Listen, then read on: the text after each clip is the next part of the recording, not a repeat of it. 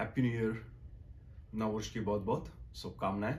मैं जावेद इस संकल्प के साथ कि इस वर्ष 2024 में आप लोगों के लिए ढेर सारी वीडियो लेक्चर्स लेकर आऊंगा ताकि हम अपने हेरिटेज को और बेहतर तरीके से समझ सकें और मिलजुल कर साथ रहें, सहिष्णु उदारवादी बने, प्रेम पूर्वक मिलजुल कर रहें और विकसित भारत के अपने स्वप्न को पूरा करें।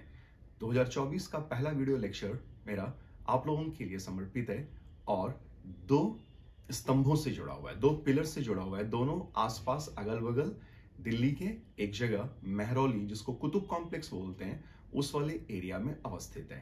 पहला लौह स्तंभ है, iron pillar, and other one is दूसरा कुतुब मीनार के। इन्हीं दोनों को तुलना नहीं करेंगे हम लोग, ध्यान रखिएगा। विवरण प्राप्त करेंगे, अध्ययन करेंगे, विस्तृत अध्ययन करेंगे, विवरणात्मक अध्ययन करेंगे और सिविल सर्विसेज एस्पायरेंट्स के लिए तो ये ज्यादा उपयोगी साबित होगा। और वैसे भी हमें अपने देश की कला और संस्कृति के विषय में जानकारी तो रखनी ही चाहिए। सामान्य जानकारी हर एक व्यक्ति को होनी चाहिए, ये बहुत आवश्यक भी है। तो चलिए प्रारंभ करते हैं कुतुब मीनार और मेहरौली के लौह स्तंभ पर अपनी चर्चा। बैकग्राउंड में आपको स्क्रीन पर कुतुब मीनार दिख रहा है, उसके सामने कुतुब मीनार का क्राउन हुआ करता था जो सबसे ऊपरी भाग में रखा हुआ था। आर्कियोलॉजिकल सर्वे ऑफ इंडिया फिलहाल इसका रेस्टोरेशन कर रही है, ऑलमोस्ट कंप्लीट हो चुका है और फिर इसे ऊपर वाले भाग पर रख दिया जाएगा। कुतुब मीनार 5 मंजिला टावर है। शुरुआत में तो कुतुबुद्दीन ऐबक ने इसे एक ही मंजिल बनवाया था, जबकि उसकी डेथ हो गई थी 1210 ईस्वी में, तो फिर इसे इल्तुतमिश ने पूरा करवाया तो 4 मंजिला टावर बना और फिर फिरोज शाह तुगलक ने इसमें एडिशन, मॉडिफिकेशन, रिपेयर करवाया तो ये 5 मंजिली हो गई। फिर हर एक मंजिल का अपना एक पैटर्न है और उस पैटर्न को जाने बिना इस मीनार को हम अच्छी तरह से नहीं समझ सकते। आप देख लेंगे, घूम लेंगे उस एरिया में, लेकिन दृष्टिकोण नहीं विकसित हो पाएगा, देखने का नजरिया नहीं अब और इस वीडियो के बाद बदल जाएगा। तो देखिए, पहले मंजिल में आधा गोला, त्रिकोण, आधा गोला, त्रिकोण, सेमी सर्कल दिख रहा है, फिर उसके बाद ट्रायंगल, फिर सेमी सर्कल, फिर ट्रायंगल। और दूसरे मंजिल में आप देख पा रहे हैं ना, semi circle, semi circle, semi circle, semi circle, ये दूसरे मंजिल का पैटर्न है। तीसरी मंजिल पे त्रिकोण बनेगा, त्रिकोण, त्रिकोण, त्रिकोण, स्पर, स्पर, स्पर, स्पर, स्पर।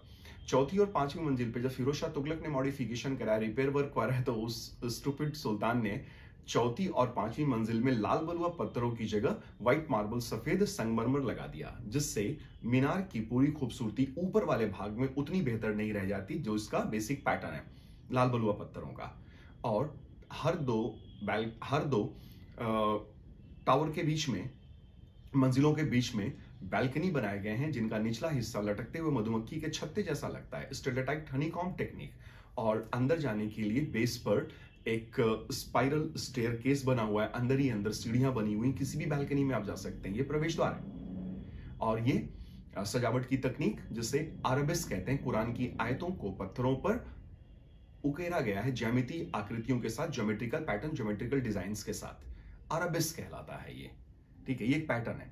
ये पूरा कुतुब कॉम्प्लेक्स, कुतुब मीनार के अलावा मंदिर प्रांगण में, वहीं पे बगल में ही मंदिर प्रांगण में बीच में आंगन के एक और स्तंभ है जो लौह स्तंभ है, आयरन पिलर है। और पिछले 1600 साल से इस लौह स्तंभ में आज तक कोरोजन, जंग नहीं लगा है। ये बड़ी खास बात है कि उस पिलर में, उस स्तंभ में जंग नहीं लगा है। आज तक हम ये तकनीक विकसित नहीं कर पाए हैं, क्या ना। तो ये तुर्की लोगों के शासन स्थापित होने के बहुत पहले से ही ये मंदिर था, वैष्णवाइट टेम्पल था। पहले जैन श्राइन था, फिर ये वैष्णवाइट टेम्पल हुआ और फिर इसी के आसपास कुतुब मीनार, अलाई दरवाजा और बाकी की इमारतों को जो भी बनाया गया वो सब बाद की बात में, टर्किश इन्वेजन के बाद के डेवलपमेंट्स हैं। ये कुतुब कॉम्प्लेक्स का एंट्री गेटवे है, जिसे अलाई दरवाजा कहते हैं। इसका निर्माण सुल्तान अलाउद्दीन खिलजी ने करवाया था। इसमें एक छोटा सा गुंबद है, शुरुआती दौर का गुंबद है, तो ये खराब सा गुंबद लगता है, जबकि आप इसकी तुलना हुमायूं के मकबरे या फिर ताजमहल के शानदार गुंबद से करेंगे तो ये फीका प्रतीत होता है। और ये लौह स्तंभ एकदम छोटा सा दिखाई दे रहा है आंगन में। अभी हम लोग इस पे डिटेल्ड स्टडी करेंगे। तो खास बात मैंने आपको बताया कि इसमें कोरोजन नहीं हुआ है, कोरोड नहीं किया है ये अभी तक। क्रैक्स थोड़े बहुत हल्के फुल्के पड़े हैं। मेहराब के बैकग्राउंड में आपको दिखाई दे रहा है। मेहराब तो खैर तुर्कों ने बनवाया, तुर्की सुल्तानों ने मेहराबों का निर्माण प्रारंभ करवाया। उनके पहले तो मेहराबों का निर्माण होता नहीं था। भारतीय कलाकारों को आता जरूर था, लेकिन मेहराब की आवश्यकता नहीं होती थी मंदिरों के या संरचनाओं के निर्माण में, तो नहीं बनवाए जाते थे। लौह स्तंभ पे ब्राह्मी लिपि और संस्कृत भाषा में एक लेख लिखवाया गया जिसमें निर्माणकर्ता शासक चंद्रगुप्त द्वितीय विक्रमादित्य का नाम लिखा हुआ है। पूरा नाम नहीं लिखा हुआ है, चंद्रगु लिखा हुआ है, लेकिन इतिहासकार चंद्रगुप्त द्वितीय विक्रमादित्य ही समझते हैं, जो कि सही भी लगता है। ऊपरी भाग में इन्वर्टेड लोटस शेप दिया गया, उल्टा यानी अवांग मुख कमल की आकृति, जो प्राचीन भारत में अत्यधिक लोकप्रिय रही है।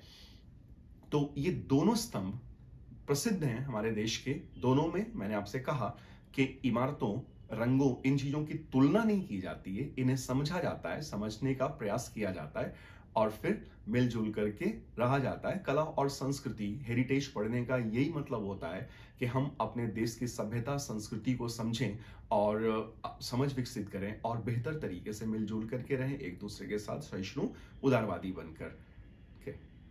चलिए, नेक्स्ट वीडियो लेक्चर में आपके लिए किसी दूसरे टॉपिक पे जल्दी ही लेकर आऊंगा।